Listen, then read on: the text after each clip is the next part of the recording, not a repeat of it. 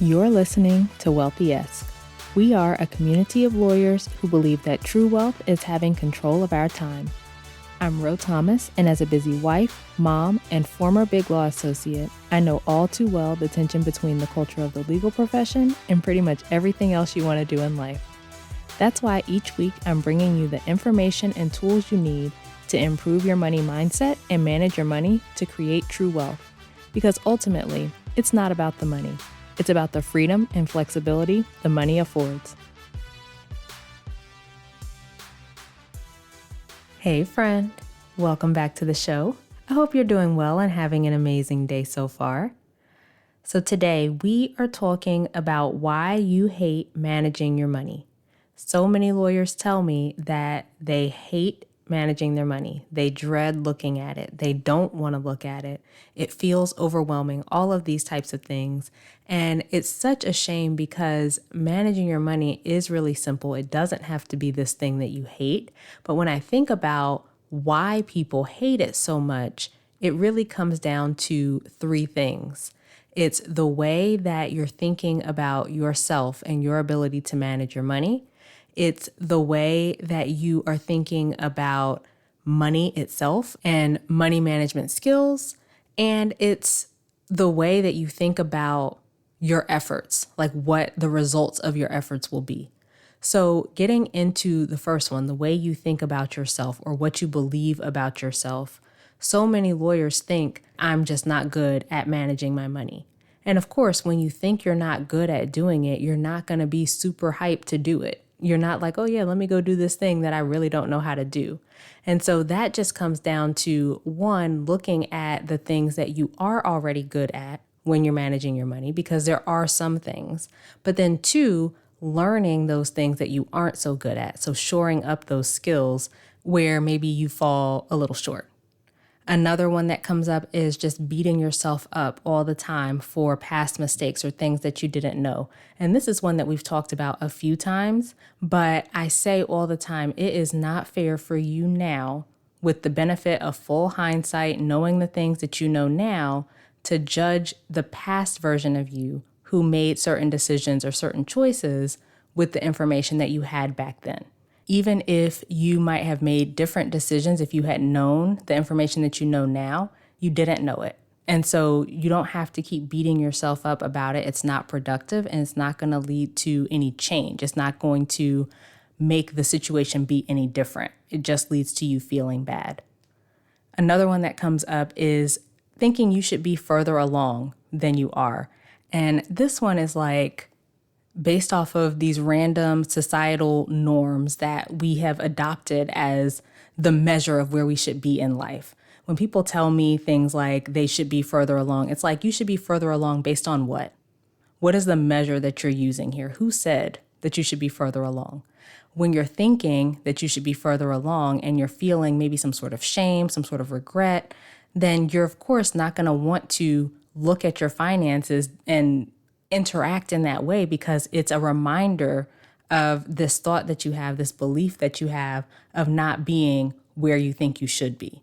Another one that goes hand in hand with that is thinking that you're a failure because you're not where you should be. So you're not as far along as you think you should be, so you failed. And this one I think is really common with lawyers because we are such perfectionists and we think that we should be going above and beyond in every measure. And so when we're not where we think we should be based off of whatever random article that you read or whatever you think is happening with your friend down the street or your colleague or whatever, then you think that you failed. But everybody is on their own financial journey. Everybody is taking their own path, and there is no objective measure that says this is where you should be. And if you're not here, then you're a failure. The final one that I have is thinking that this is just who I am. Like thinking that the way that you manage your money now is some immutable characteristic, some part of your personality that you can't change, right? And this goes back to the growth mindset versus the fixed mindset. Basically, if you believe that the way that you manage money, what you know about money is fixed and there's nothing you can do to change it, and you don't like the way that you're managing it now, you don't think that you're managing it well, then of course you're going to hate managing your money because you don't think that there's anything that you can do differently.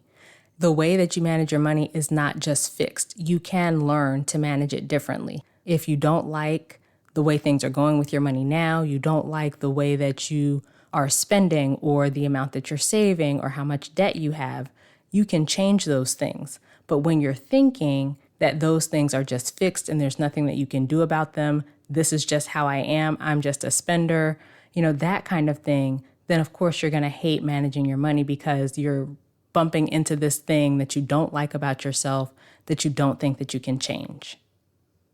All right, moving into the way that you think about money and money management skills. The types of things that come up here are thinking that managing your money is tedious. People think that it requires all of these really tedious tasks to manage money well. And something that goes hand in hand with that is thinking that it's boring. Managing your money does not have to be tedious. It doesn't have to be boring. It doesn't have to take a lot of time.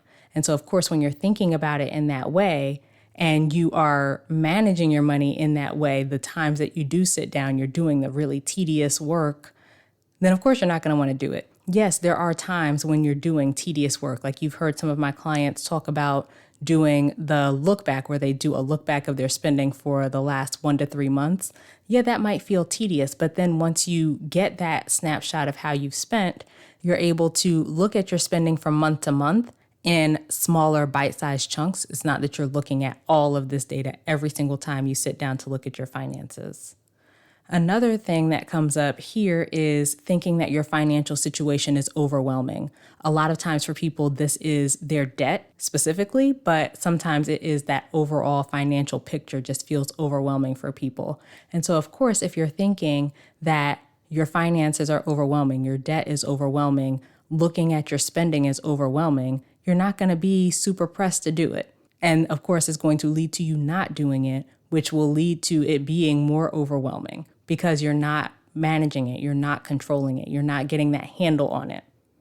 Another one that I have here, and I should have said this one when I was talking about the tediousness or the boringness, people think that budgeting is all about deprivation and you can't make room for fun.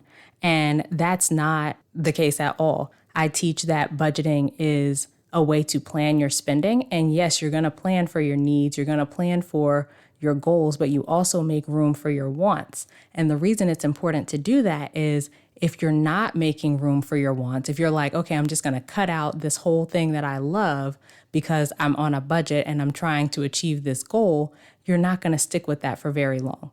And you're going to hate it, right? That's why you hate managing your money. You think that you got to cut out all the stuff that you love, and it's just not the case. All right, and the final category is the way that you think about the effectiveness of your efforts.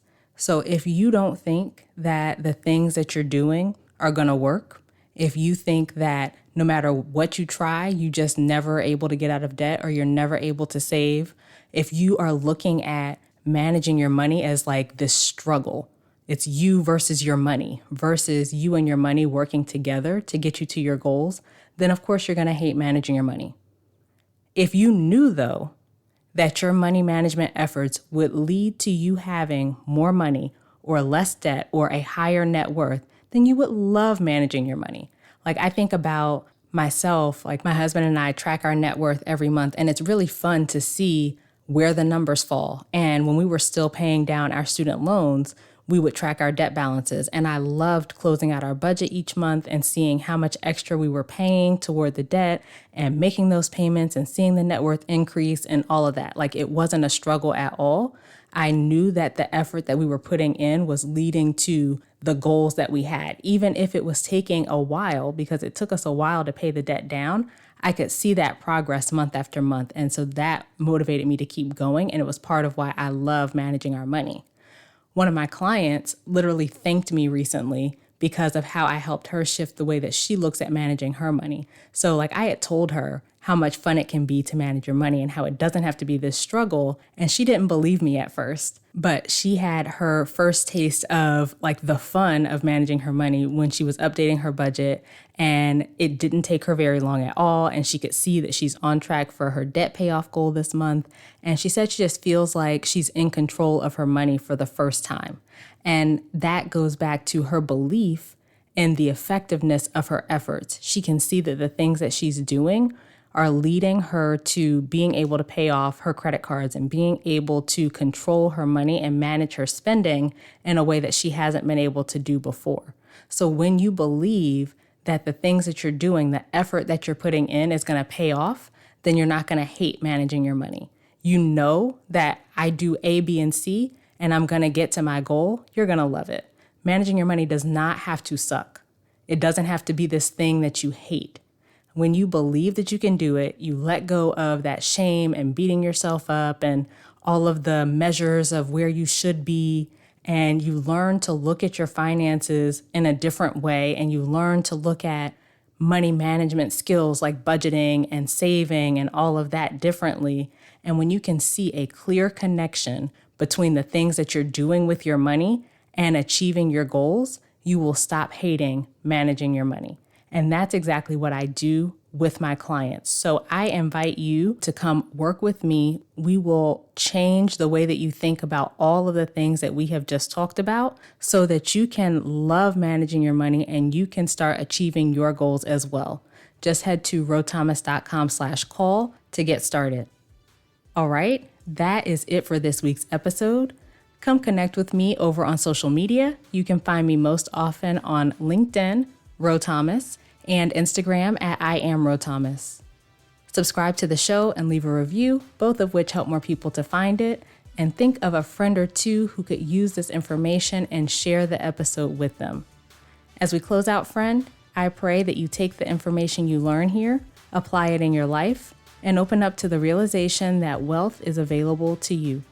As you do that consistently, week after week, you'll continue to take steps to regain control of your time, build wealth, and live the life of freedom and choice you deserve. Talk to you later.